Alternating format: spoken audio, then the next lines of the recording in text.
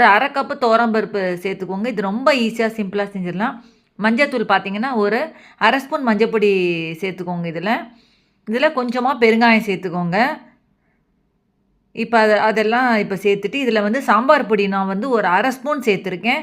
1/2 spoon சேர்த்துக்கோங்க. ஏன்னா, நம்ம இது குழம்புன்றதுனால சாம்பார் பொடி சேர்த்துருக்கேன். தக்காளி வந்து ஒரு 2 தக்காளி நான் அதில சேர்த்துருக்கேன். கட் பண்ணி எடுத்து வச்சுருக்கேன். அத சேர்த்துருக்கேன். பச்சை மொளகா வந்து 2 பச்சை மொளகா சேர்த்துருக்கேன் நானு. இப்ப இதில கொஞ்சமா புளி சேர்த்துக்கோங்க. ஒரு நெல்லிக்காய் சைஸ் அளவு புளி சேர்த்துக்கோங்க. சேர்த்துட்டு இதில கொஞ்சமா தண்ணி ஊத்திக்கோங்க. தண்ணி வந்து ஒரு 2 கப்பு தண்ணி ஊத்திக்கோங்க அதில. என் சேனல் இப்ப தான் ஃபர்ஸ்ட் டைம் பார்க்குறேன். கீழ சப்ஸ்கிரைப் பட்டன் இருக்கும். அது பிரஸ் பண்ணிட்டு பக்கத்துல இருக்கிற பெல் பட்டன் பிரஸ் பண்ணி நான் போடுற வீடியோ நோட்டிஃபிகேஷனா வரும். இப்ப இத குக்கர்ல வேக வச்சு எடுத்துட்டு வந்துரலாம்.